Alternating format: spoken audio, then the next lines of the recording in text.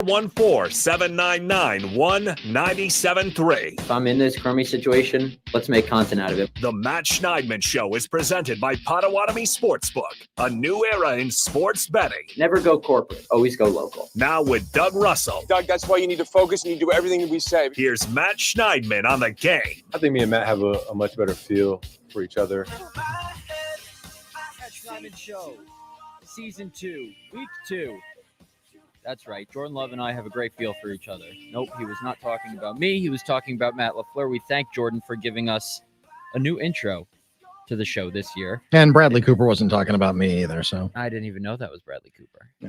See, I recognize Jordan Love's voice more than Bradley Cooper's because I hear Jordan Love's voice every week. I don't watch The Hangover every week, though I have watched it multiple times in my life. Yeah, I wouldn't say it's a documentary of my bachelor party, but it's closer than I'd like to believe. It's closer than I'd like to admit.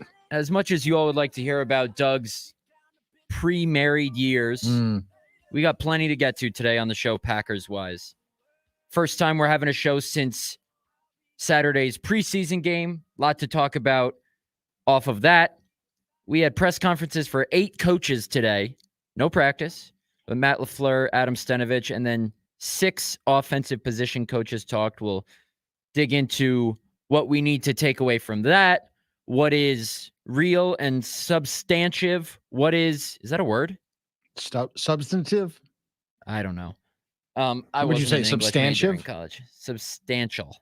Substantial is a word. What I'm trying to say is, in this world of coaches blowing smoke and using words like outstanding and great to describe every single player, what can we actually take stock in and read into as realistic evaluations, and what do we have to brush off as just coach speak?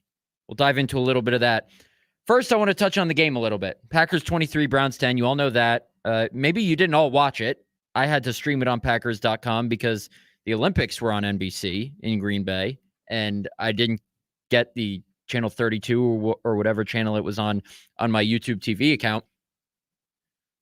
But there was some good, mostly good, and some bad. The good: Jordan Love's deep ball to Dontavian Wicks on the third play of the game for a 65-yard touchdown.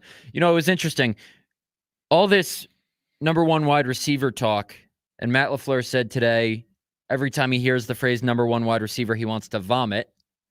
And in fairness to Jason Wilde, who used the term number one wide receiver in his question, he was not asking if Wicks is in the number one wide receiver conversation. He was saying, with all this conversation about number one wide receiver going on, you know, just where does Wicks fit into the group? He wasn't saying that group as in that number one wide receiver group, but Matt LaFleur, he's never was not in the greatest mood today, I don't think. And I guess that was just a talking point that has been hammered home so much that he heard number one wide receiver and it kind of triggered him, which, you know, I don't blame him, whatever.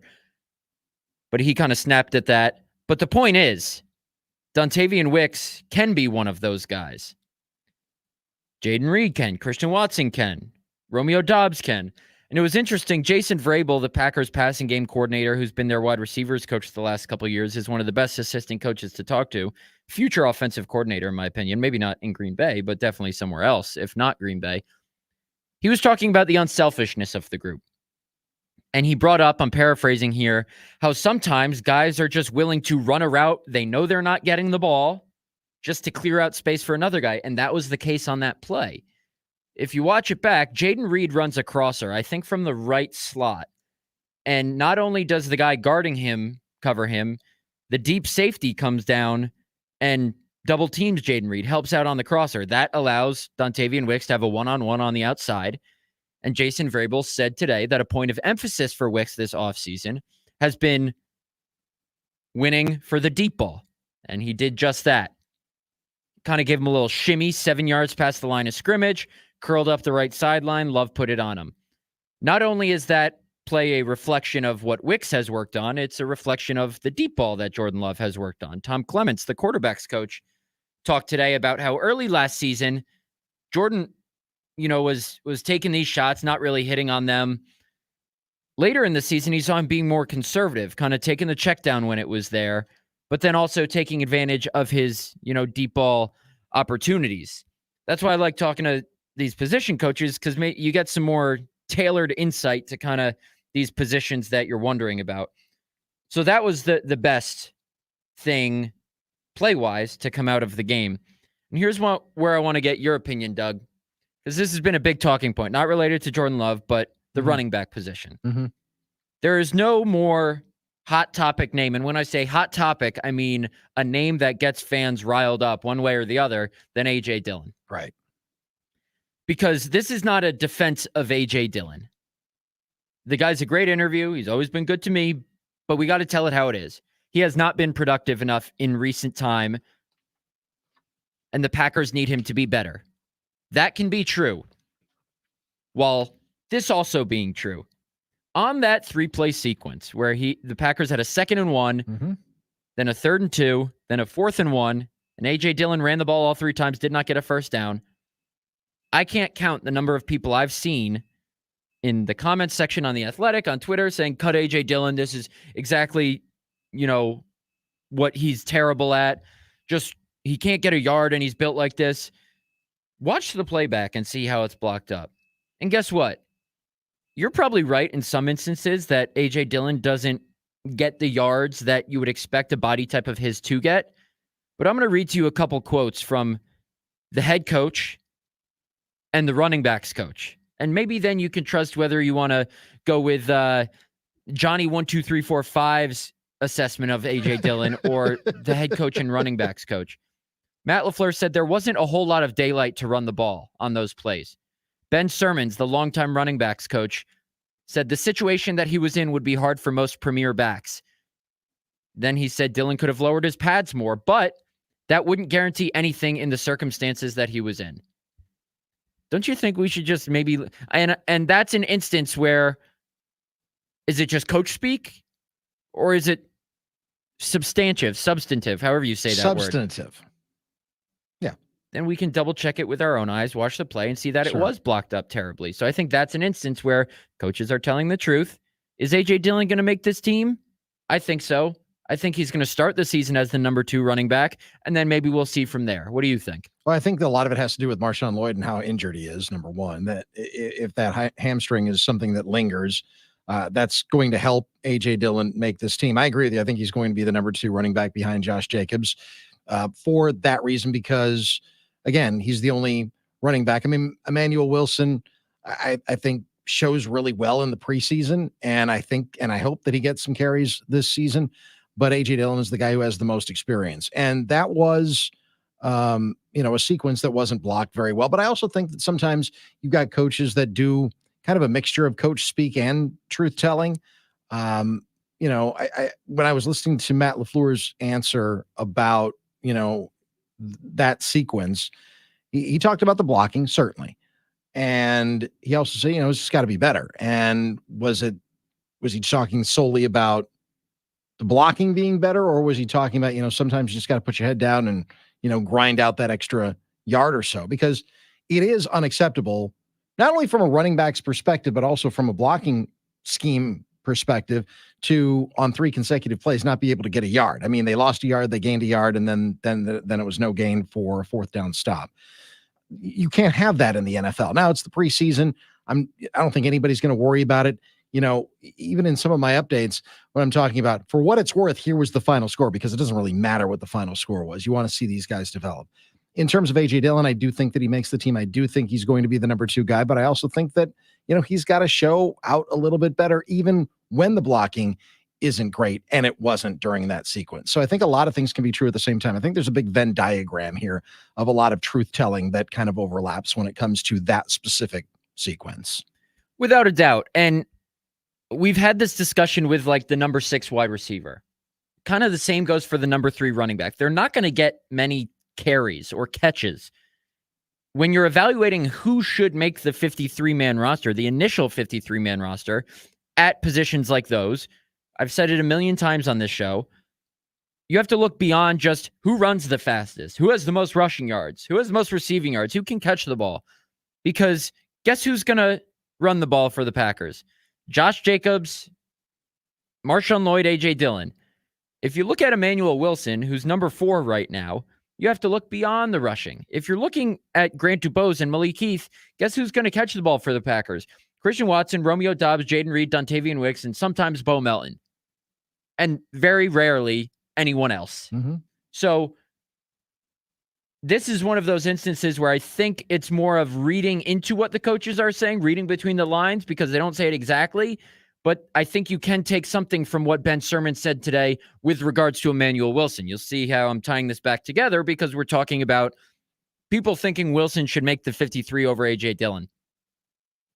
And who knows? He might. I would be very surprised. But Ben Sirman was asked if Emmanuel Wilson can basically be a 3-down running back, meaning can he do the pass protection on 3rd down? Can he do everything else that comes along with being a running back? Can he catch the ball out of the backfield? And Ben Sirman's first sentence was, well, we're still working on that part of it. Well, it's the truth. But compare that to what Jason Vrabel said about Grant Dubose today, because we've seen Grant Dubose make the catches, but why did Malik Heath make the team as the number 6 wide receiver last year?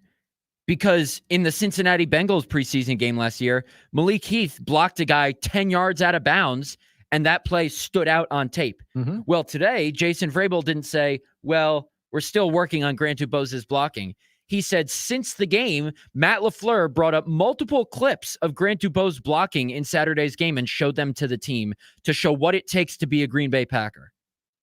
Grant Dubose is making the team. Yeah.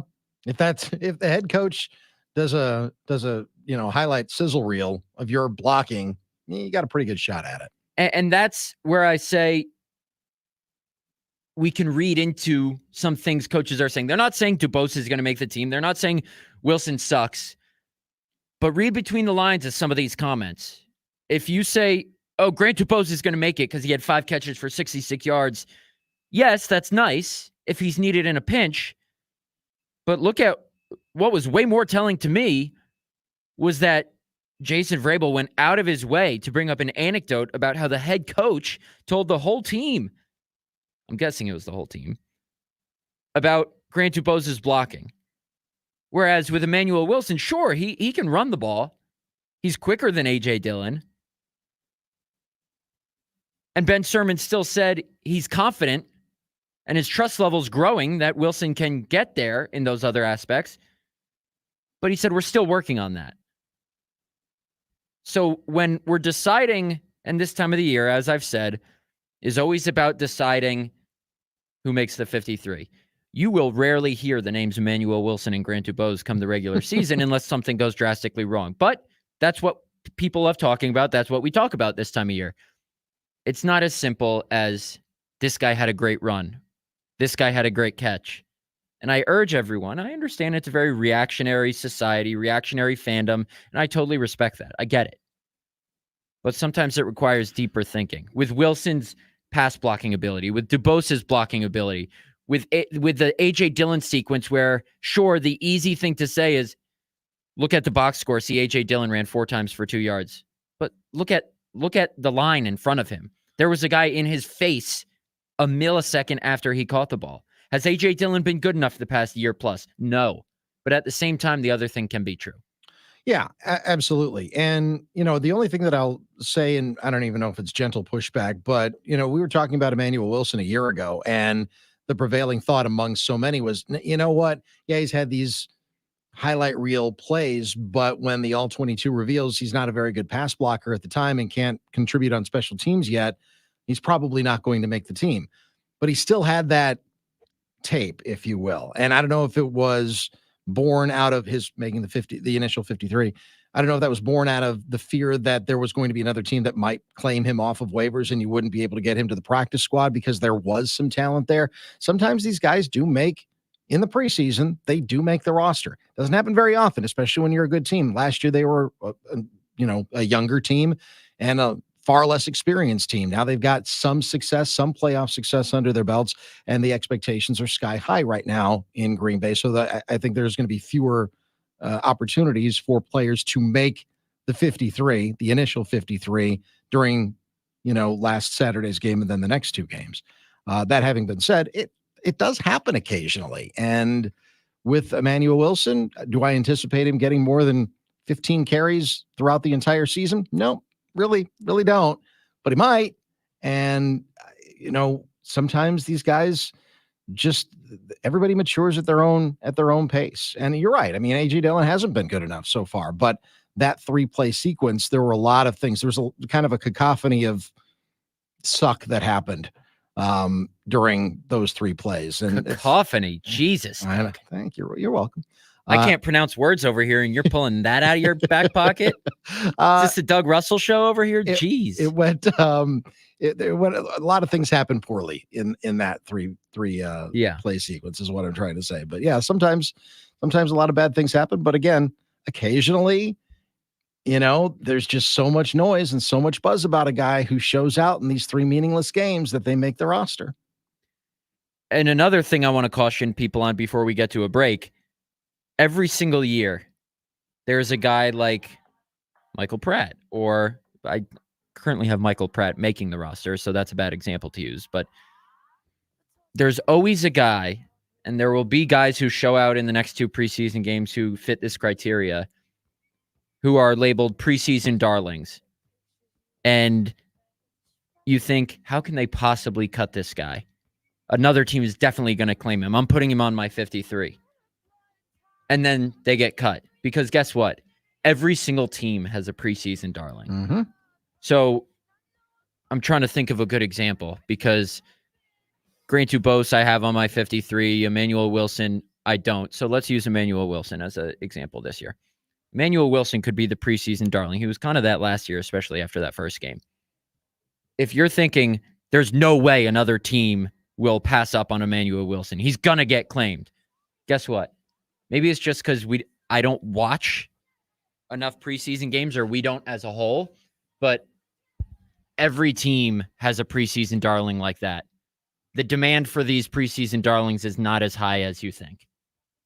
So that's why you're going to see a guy maybe like Wilson. Maybe Michael Pratt gets cut. I have him currently on my 53, but if he shows out the next 2 weeks and people say, oh, Michael Pratt's too good to get cut.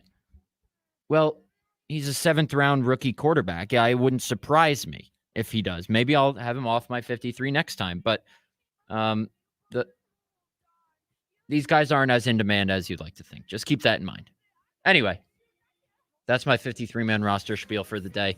After the break, we got plenty more to get to with regard to what we heard from all the assistant coaches today. Some really interesting stuff talking to the guys who work with these players closest on a daily basis.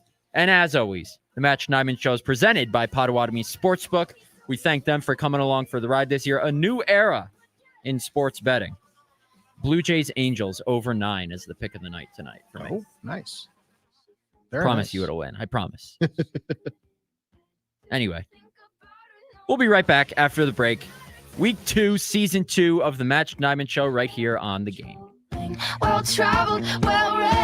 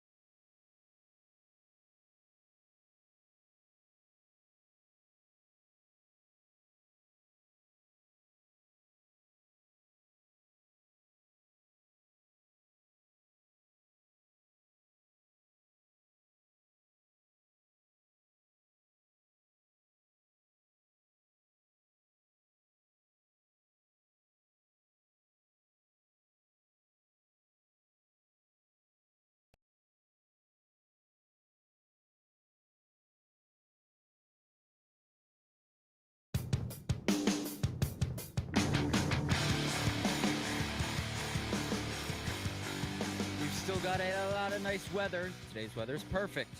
And outdoor golf to be played. So Iron Jock wants you looking, feeling, and smelling good doing it. Now through August 18th. That's 6 days away. Take 35% off of Iron Jock's entire golf line, which are their polos, vests, and quarter zips. 35% off with promo code 35GOLF. Go to ironjock.com for details. That's ironjoc.com. I saw a funny tweet in my feed this morning, Doug. What'd you see, Matt? It was from Keyshawn Nixon at 8:46 a.m.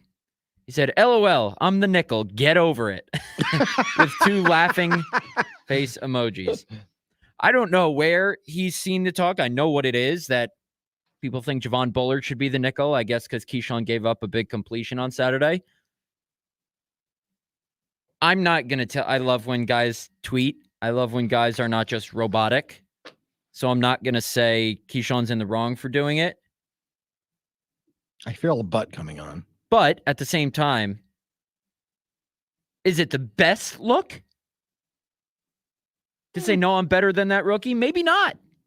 Well, I kind of respect kind of speaking what you feel. You know what? I don't think it is wrong because while some people may say, oh, he shouldn't be saying that, there's a rookie competing for the job, that's mean.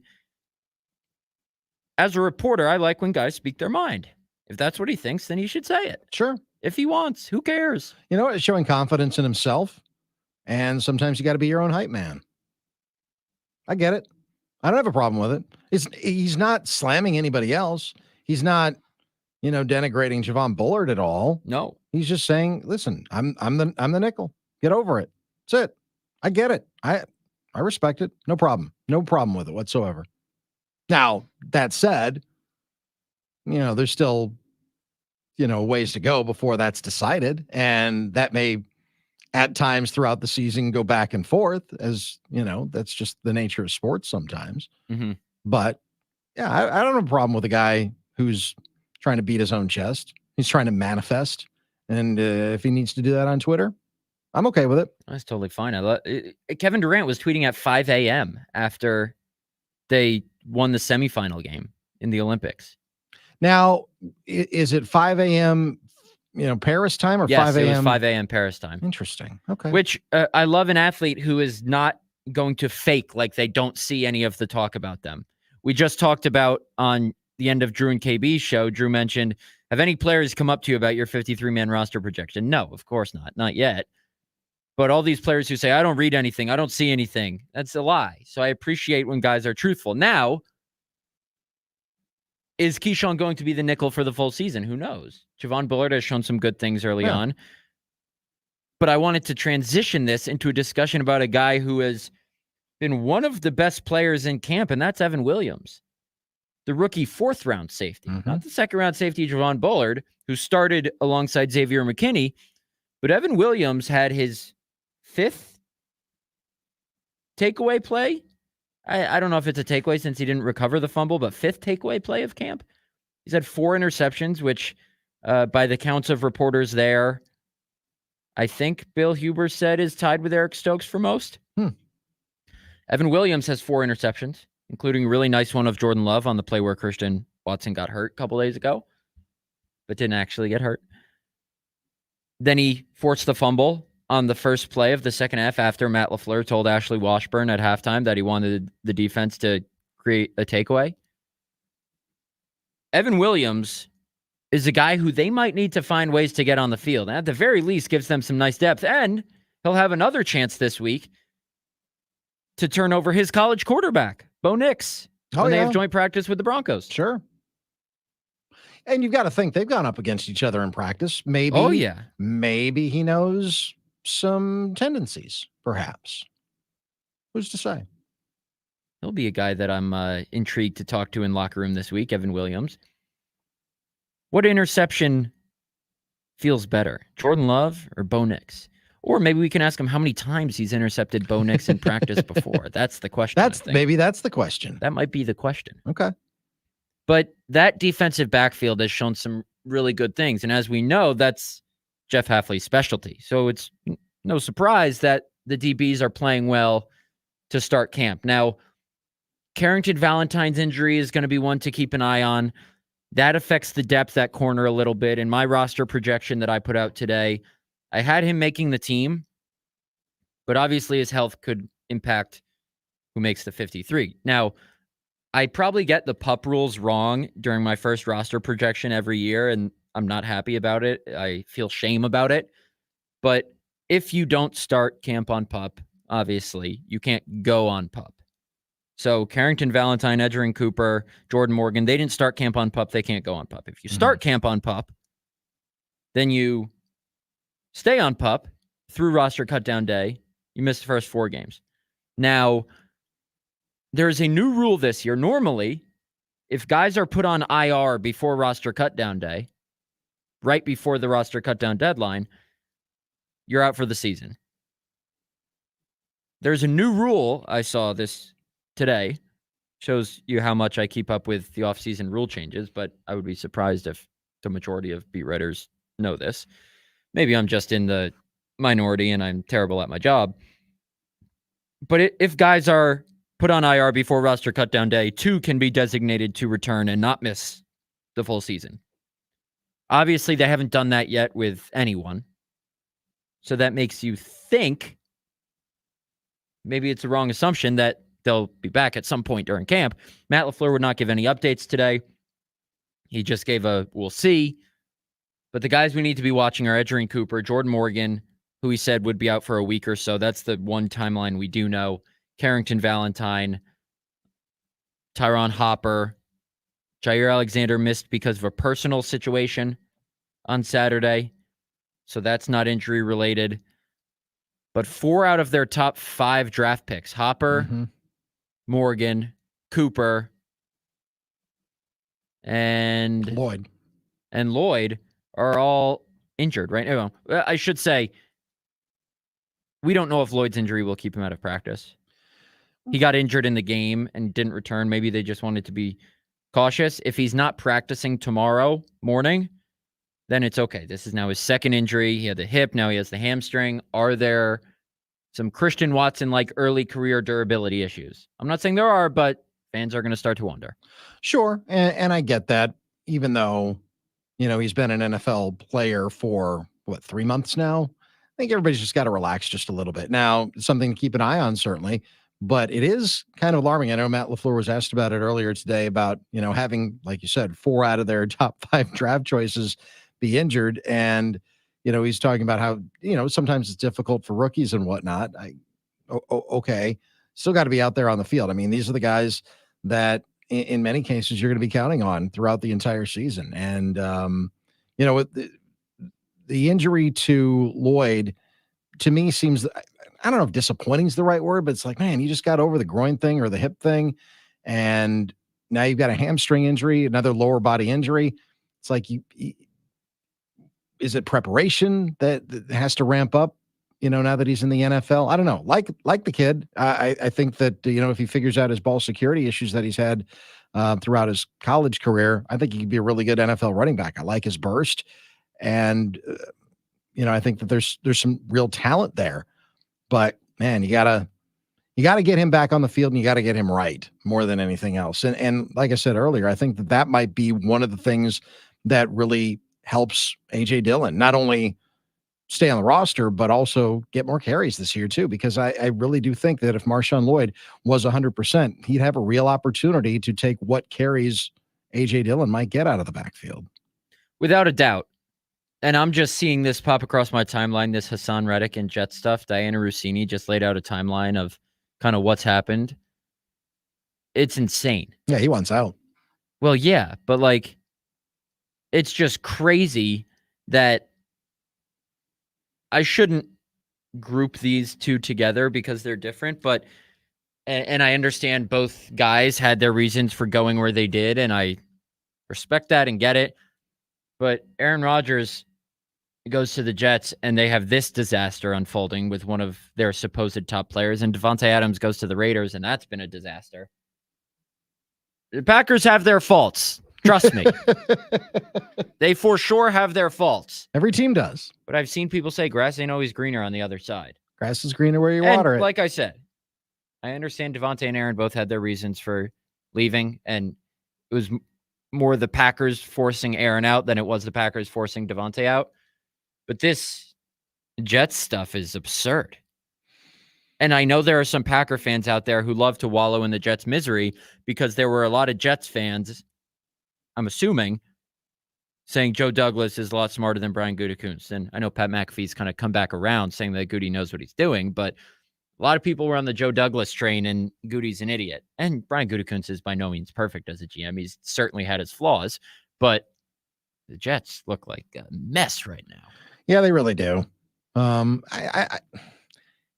Rodgers, here's where I wish more Packers fans were at. Aaron Rodgers is the girlfriend that you broke up with.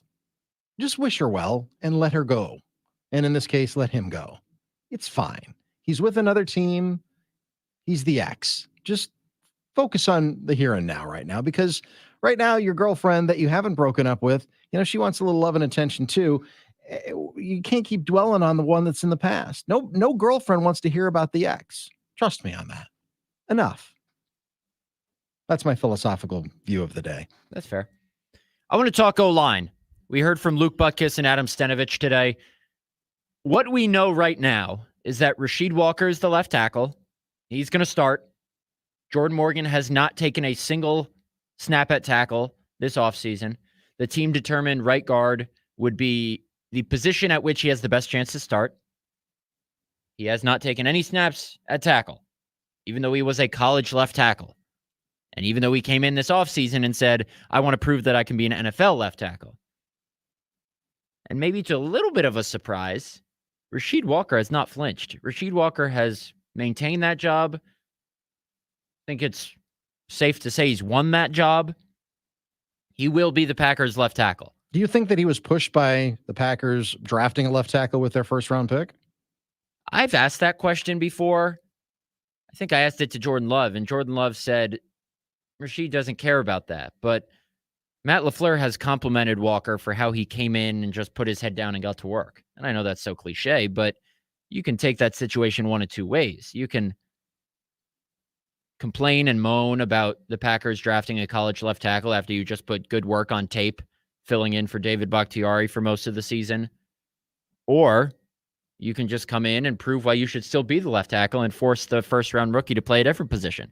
And that's what he has. Are you surprised, again, considering, heard you talking about Anders Carlson earlier, for example, how sometimes, and it's not just Brian Gutekunst, it's not just the Packers, they'll give draft choices a little bit extra rope.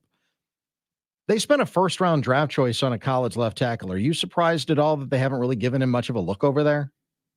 No, because I think they probably forecasted that Morgan could also help them inside. And they probably thought when they drafted him, we like Rasheed Walker here. Morgan can play left tackle if Walker disappoints. But if Walker plays well enough, then it's a good problem to have to not play Jordan Morgan at left tackle. So I think Rasheed Walker has done enough to solidify himself there. So it's a quote-unquote champagne problem, like Joe Barry used to say, to have to try Jordan Morgan somewhere else. Now he's in a battle with Sean Ryan at right guard. So I think 4 positions on the Packers offensive line are solidified with Rasheed Walker, Elton Jenkins, Josh Myers, and Zach Tom from left to right. And right guard is still up in the air between Jordan Morgan and Sean Ryan. Now, Jordan Morgan had started, I think, the prior 3 practices in team drills at right guard before he hurt his shoulder. Now he's out for a week. Now Sean Ryan is getting some look.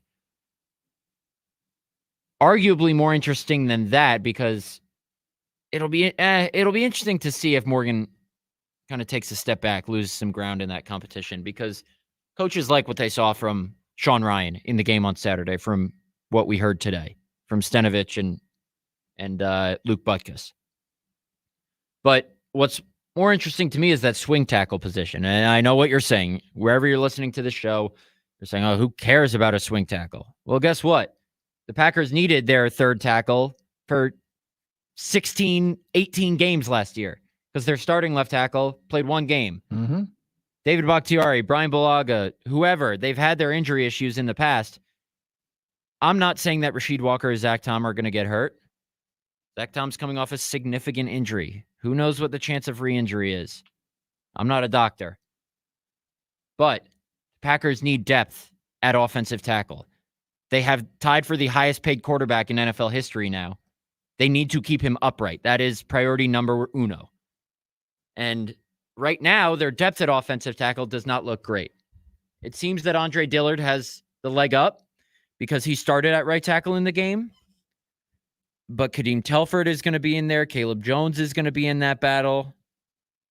Heck, I've seen some people mention it online, and it might be true. If a tackle goes down, you might kick Elton Jenkins out there. He's played it before. If Rasheed Walker goes down, that's probably what I think they would do. You put Elton Jenkins at left and then move Sean Ryan or Jordan Morgan, whoever's on the bench, to left guard. Well, that's what I was going to ask you a minute ago, is if, for example, Rasheed Walker, God forbid, does get hurt. Not forecasting it, but things happen throughout the course of a season. I mean, who's their second best left tackle? Is it the first rounder that they just drafted, or is it Elton Jenkins? I'd argue that it's probably Jenkins. And Zach Tom also played left tackle in college. Yeah, so too. Maybe it's him. Maybe it's him. That's why the Packers value positional versatility so much on the offensive line. If you're not going to start, the coaches said today, I think it was Stenovich, you're going to have to play multiple positions. Jacob Monk is a guy that it looks like they really like. Luke Butkus said before the game on Saturday, he was, quote unquote, ready to rip someone's lips off. It's a great line. It's a great line. Now, same goes for Royce Newman. Is he going to make the team? If you're not going to start, you got to be able to play left guard and right guard. If you're Jacob Monk, if you're Sean Ryan, who said he played center on Saturday for the first time since high school, he's going to need to play a couple different spots. Packers really value this positional versatility on the offensive line. And that's why guys like Dillard and Telford and Caleb Jones are going to have to show they can play left and right tackle, because if one goes down, you're going to have to play either spot. You can't just be a left tackle, because what if the right tackle goes down? So the depth is a question mark right now. Right guard is a question mark right now, but they're going to have to get it figured out at some point in the next 2 weeks, because keeping Jordan Love upright keeps your Super Bowl hopes alive, in my mind. Well, and the problem with Jordan Morgan right now is that he's just not able to play. Of course. So, I mean, I know that coaches will always talk about, you got to be available. You got to be on the field. Every rep is, I think Matt LaFleur said it repeatedly. Every rep for these rookies is so important. It's so critical for them to, not only in games, but certainly in the workouts as well. So with Jordan Morgan, yeah, I mean, you want to see him out there, but if he does lose the job, I think it might just be because he's injured. Maybe. That would be the main reason. I mean, Matt LaFleur did say he's only expected to miss a week or so, and we're almost at a week. I was going to say the operative words being or so, right? So if I feel like I've heard that before. Right. I feel like I've heard that about a week or so. And I don't know if there's a ramp up involved, but if he's able to do anything in Denver this week, whether it's the joint practice or the game, then he has a couple weeks of ramp up before week 1. If his absence extends into Ravens week, then there's maybe some doubt as to whether he can be, not full go, but up to speed and catch up on Sean Ryan with a couple weeks missed. We'll see. It'll be interesting because he is the first round pick, but not all first round picks need to play right away. On the other side of this break, we got a new segment coming up with a new sponsor, which I'm excited about. Every Monday this season, you'll see who the sponsor is, what the segment is, and why my transition talking about first round picks that don't always play relates to this upcoming segment. You like that? That's a radio tease. We've been teaching you well. You've been teaching me well. Stick with us. We'll be right back here on the Matt Schneidman Show on the Game.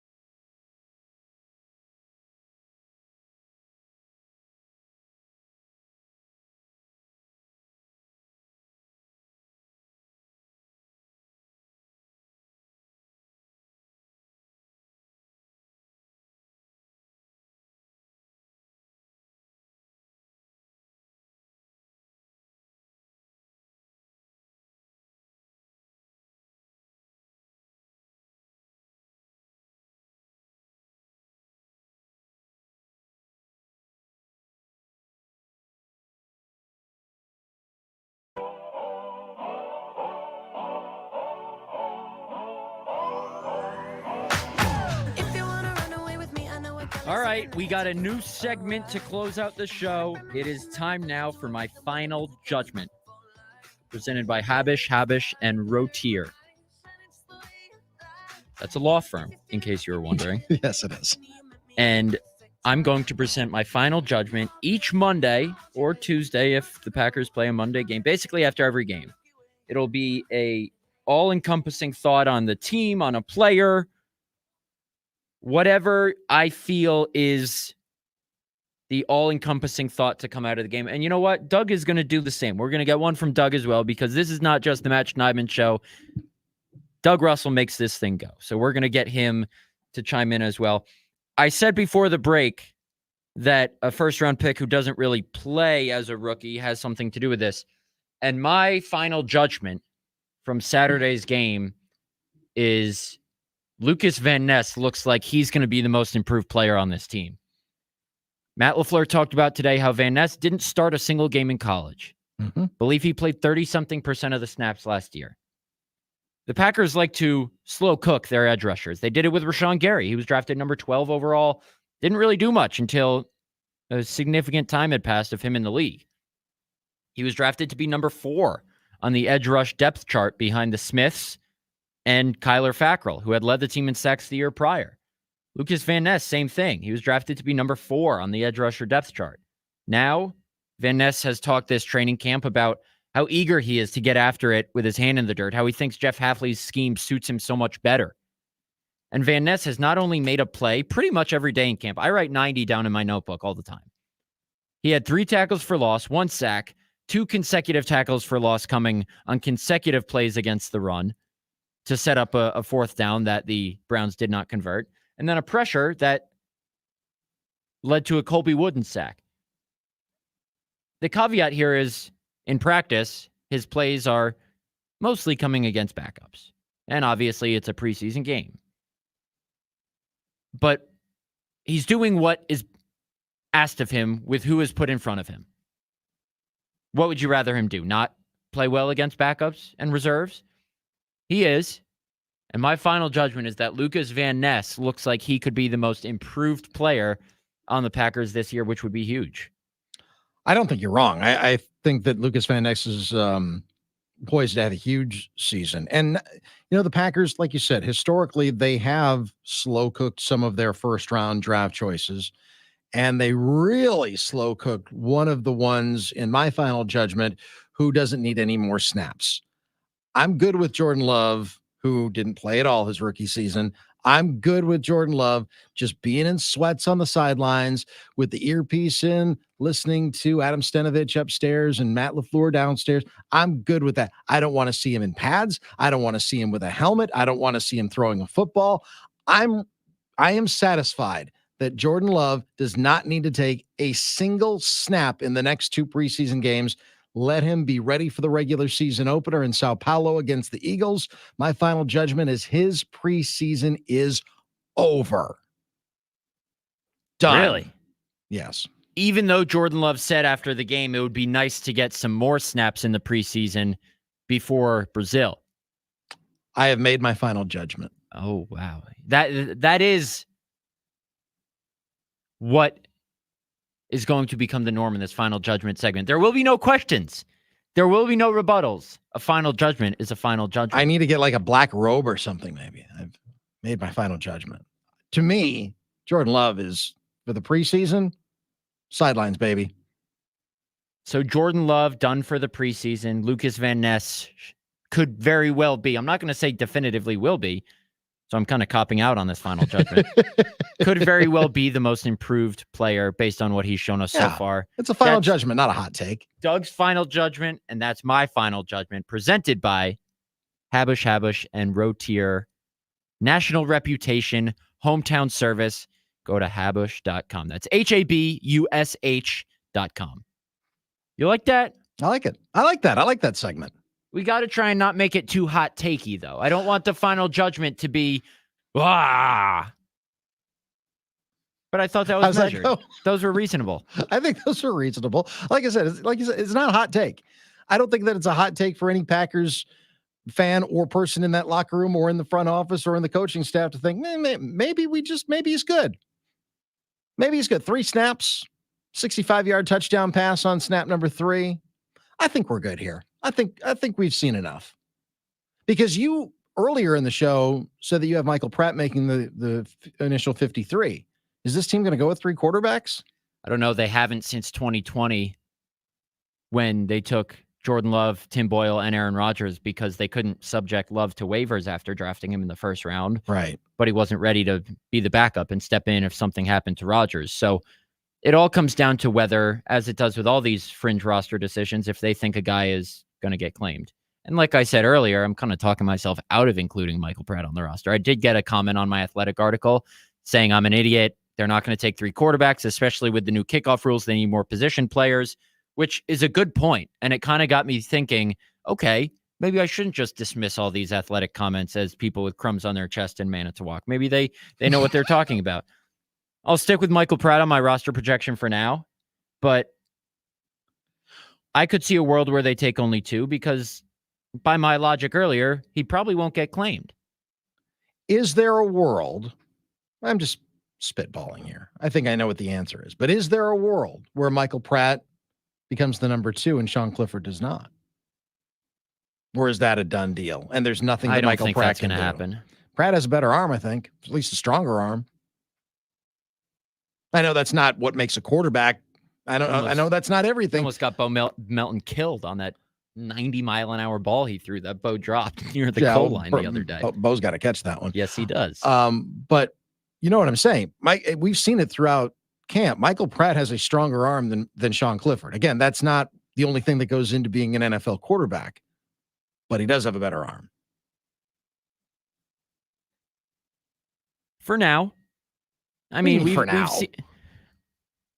I'm saying, like, we've seen Michael Pratt just absolutely sling it. Maybe for now is not the right word to use. I think just because he has more of a rocket arm, at least from what we can tell so far, doesn't mean he's always going to be the most accurate or the best decision maker. That's only one part of being a quarterback. Absolutely. No question. Sorry, I'm distracted by a comment we got on our live stream of some guy saying, Matt is Matt. He's his own man, but if I were him on social media, I would lose the Yankees cap. It may cost him both viewers and listeners. We all know Wayne Larrivee is a huge Yankees fan. He always tells us, but doesn't display it the way Matt is doing right now. Here's how I'm going to close the show. Because I spent way too much time talking about this last show. I'm replying to the tweet. I'm saying I'm not doing it to piss people off. It's literally just my go-to hat, and my hair looks like garbage. You want to see what my hair looks like? It looks terrible. My hairline is receding, so I'm self-conscious about that. It also prevents sunburn when I'm outside. And guess what? The part that's fading got severely sunburned last week. So I like wearing a hat when I'm outside in warm temperatures. So if it means I lose listeners and viewers, then maybe you're not looking for the right thing in the first place. Because if you base who you listen to based on the hat they wear, based on a team they've rooted for their whole life, I'm not going to say I'm fine with losing listeners or viewers because I'm not, but come on. Why does anybody in Wisconsin hate the Yankees? They're in the American League and they haven't won a World Series since I do 2009. like trolling Brewers fans sometimes, but this is not a troll. It's literally just the hat I wear every day. Yeah, no, I know. Anyway, it's been documented. I don't know what the Yankees hate is for. I know.